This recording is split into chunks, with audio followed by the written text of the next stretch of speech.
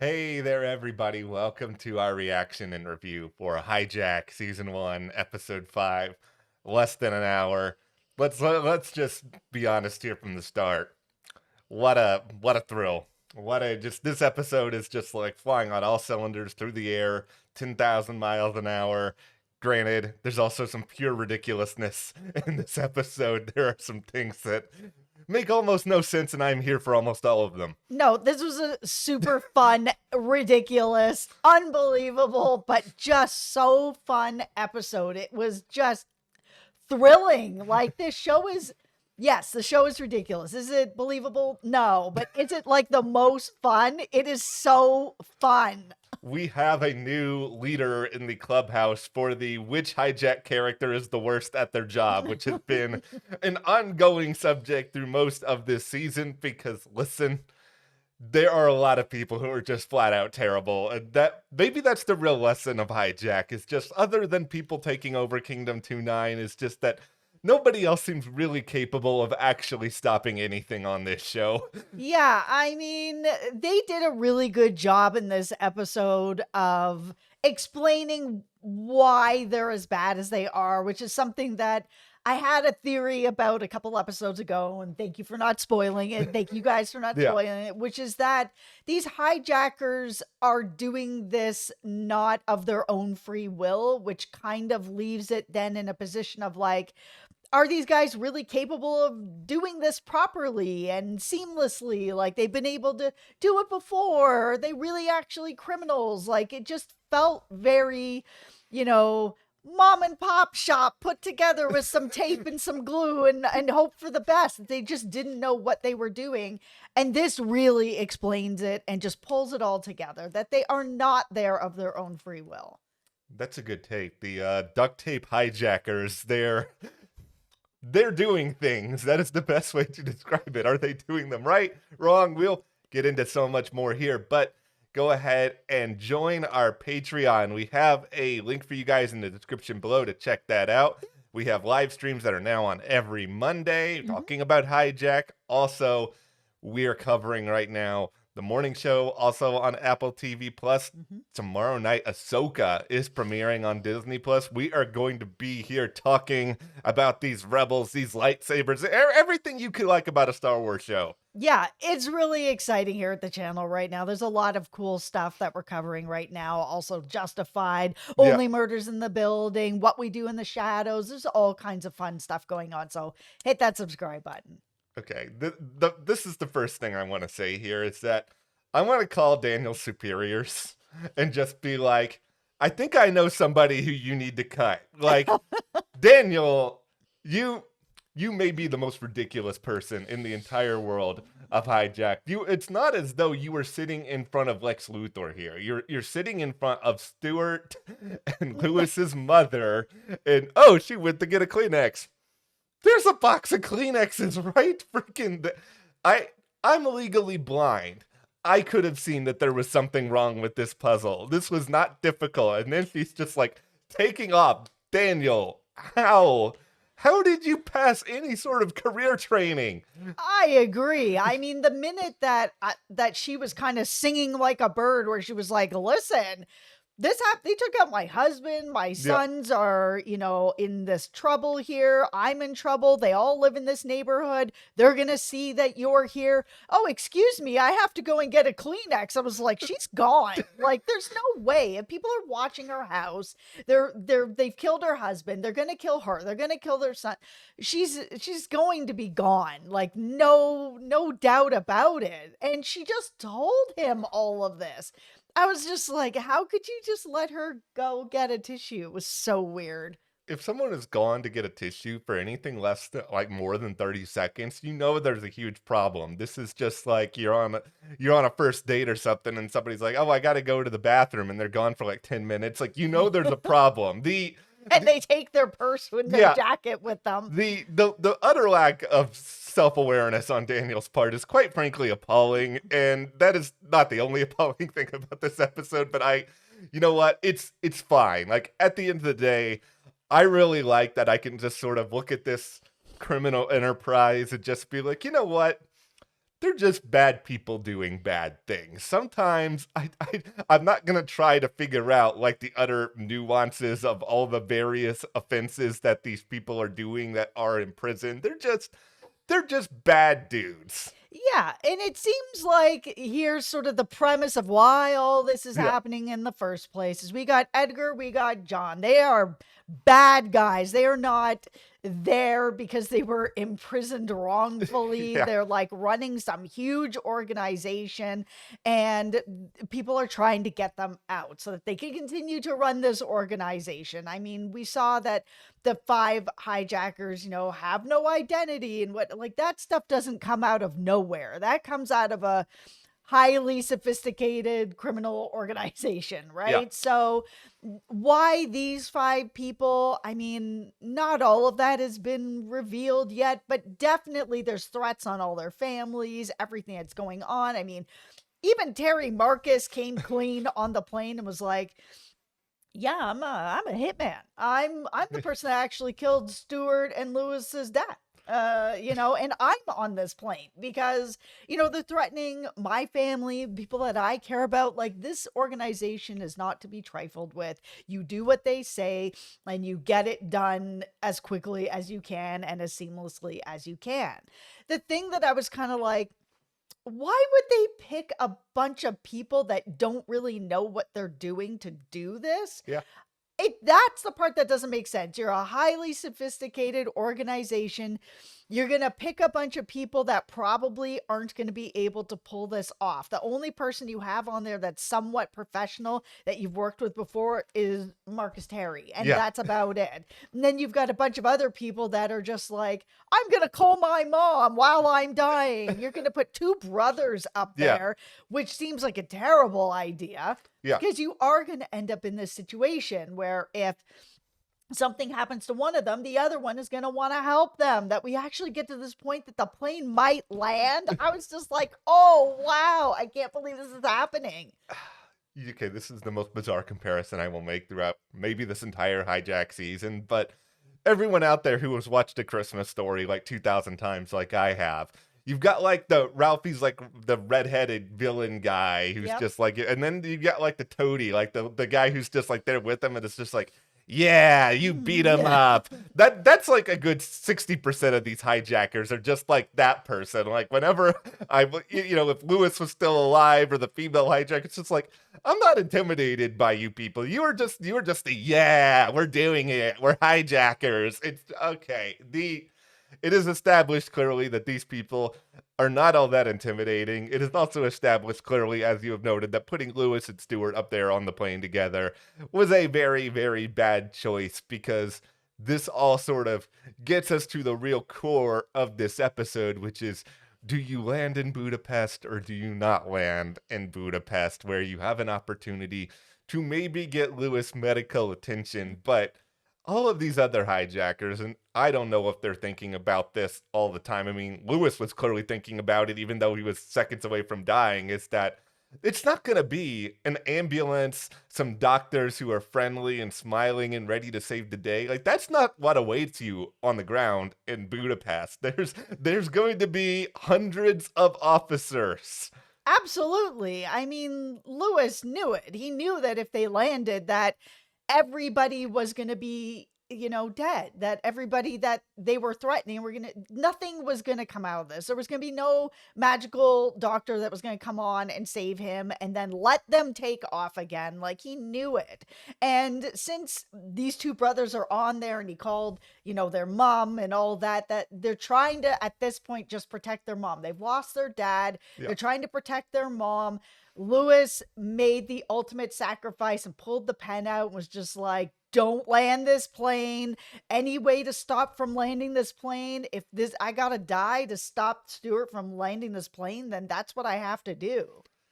This is to me what makes Hijack so good beyond the hundreds of other reasons why Hijack is so good. It's just they have done a really good job of building up the suspense where you don't really know how anybody is going to get out of this, just because it is so obvious that no matter where they land, there's going to be people waiting for them to arrest them or everybody's just going to die. It's like there's no there's no good end of all of this. But beyond all that, nobody really actually seems to have any sort of solution. Like, we spend all this time in this episode with the foreign secretary, the home secretary, and let's just sit back at this for a moment.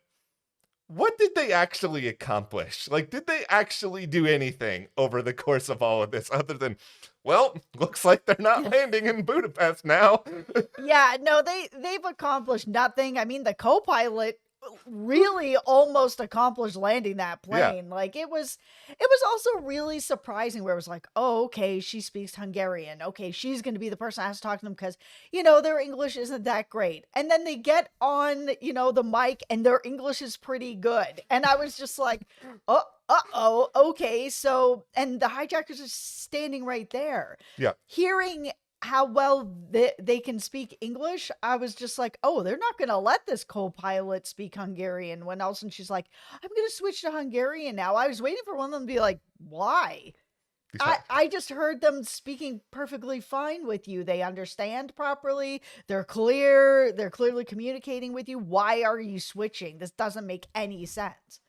Hijacker's just taking another L. Like, at a certain point, there's just so many of them that are just like, stop or else. And I mean, I guess they have taken a life up there, so it's not like it's not like there's no jeopardy. But I think at the same time, you're the one controlling the plane at this point. If you are the co-pilot, you do have a certain degree of authority. You could try to push things further. There's a part of me that wondered if she would go even further than she did in this moment, but yeah, because they were so close to landing, they were so close to the ground. The minute that she was like, oh, pull the plane up, I was waiting for her to just be like, no. Yeah. And then what are you going to do about it? There's nothing you can do about it at this point. We're so close to the ground that if you, kill me and try to bring in Robin, all the best to you. We're almost landed. Like, it was so close. I really thought she was going to take a chance. Yeah, like clearly there's something in her that's like, okay, you know what? I can't do this even though I want to. But it's an interesting dare to sort of take, because if I was in her shoes, I would have probably really considered it, because what, are these hijackers going to basically risk all of their lives to try to stop her at that point? Because you try to mess around with this when you're that close to the ground, everything is it's gonna go sideways. Like, there's no other way to put it at that point. Yeah, and I was really surprised. I mean, I understand why Stuart was making the decision he was. This is his brother, and he's already lost his father, and his mother's being threatened. Like, he's in this position. I was just like, I can't lose any more of my family. Like, all my family is getting killed over this, that he was going to try to land this plane. But I was expecting there to be more of a real fight with the other hijackers on the plane, that they were just gonna be like, over my dead body. There is no way that you are landing this plane for just Lewis.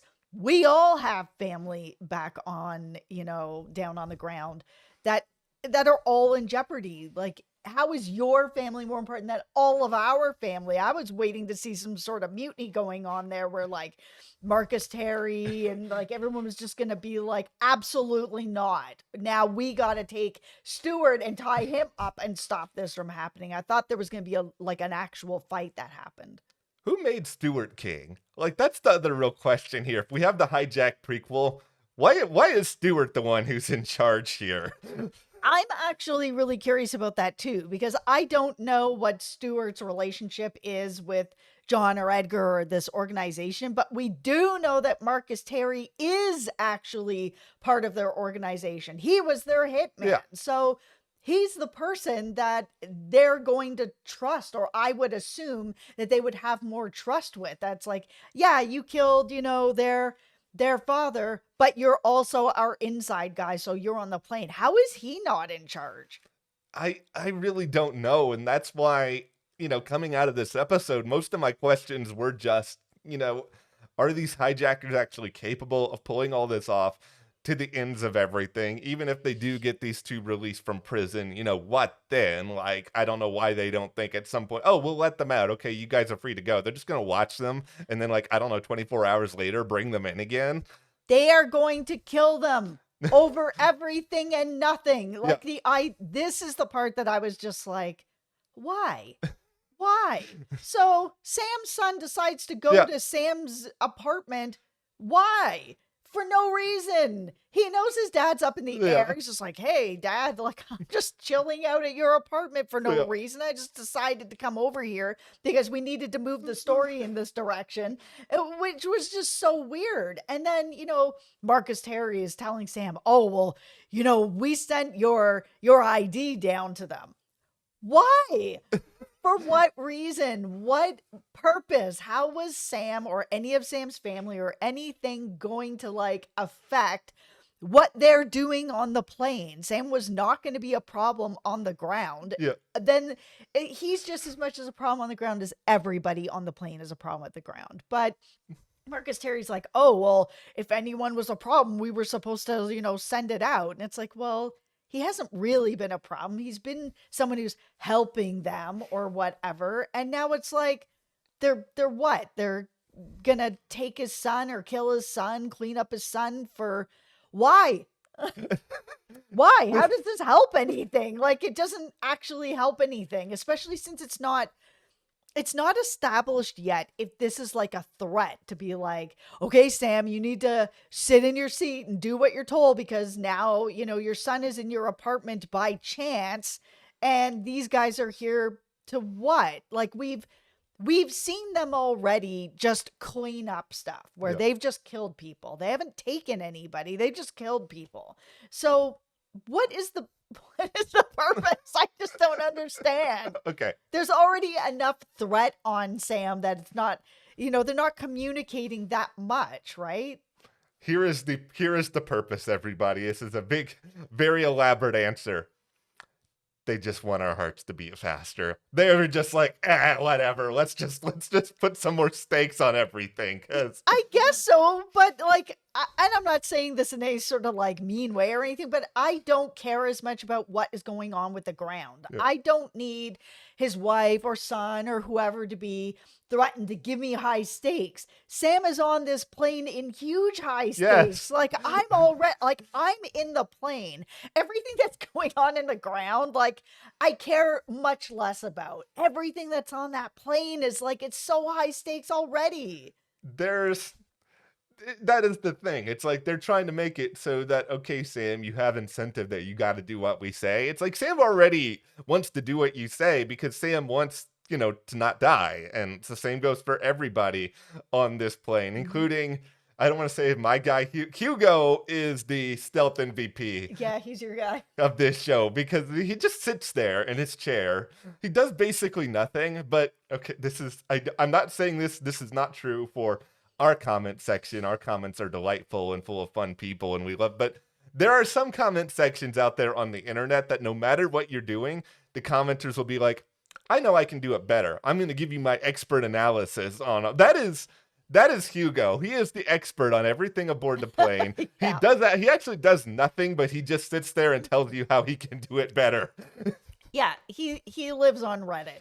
Hugo is great. Like this is the thing. Like I wish this the demented part of me that just wants this show to go on forever. Like I wish we had like another 3 episodes so that we could just spend more time getting to know all of these weirdos who are sort of aboard this plane. And some of them are pretty bad people. The pilot Robin is terrible. Like terrible. Yeah, but there's the co-pilot's interesting. There's some other passengers that are interesting. It's just this episode, it's not so much that it accomplishes anything other than just making you be like, oh, things are going to go even worse. Okay. Hey, I think this episode really laid out some major questions that gave me some answers to some questions that I had. Like, are these people here of their own free will? There has to be a reason why they're not very good at this. Like what are the demands? We of course both stopped and read the letter, so we knew already, but we didn't really know, like, are these people unjustly imprisoned, or like, is it this where it's like, no, they're leading a huge crime organization. They're not there because they didn't do something wrong. Yeah. They're there because they need to be there, I guess. It's just kind of like so what do? Do you let out to people who are running this huge crime organization to save these other people? Is that actually, like, the stakes are so high. and the entire decision making is left to the home secretary and the foreign secretary, who at this point in the show I have zero confidence in, and that only adds to the stakes because I just feel like they're either gonna sit on their hands, do something wrong, and it's all gonna end up falling on Sam because Sam is Superman, despite the fact that he just negotiates big deals for companies, and this is going to be the only way that everybody makes it out of this alive. The show is so fun. I love it. I love Hijack so much. I could watch these episodes like 5 times and I would never get bored. It is ridiculous. It is insane, but you know what? We all need a show like this sometimes. Yeah, no, I agree. This is just such a fun show. All right. Well, we only have a couple episodes left here, everybody. So, the seatbelt sign is on. Prepare yourselves accordingly. It goes by so fast. It It shouldn't does. have only been 7 No. episodes. This is not long enough. Should have been 200, but okay. All right. Well, join our Patreon. Our link is in the description below. Live streams every Monday. Talk about Hijack. Thank you guys so much for your support, Thank you. and we'll see you here next time.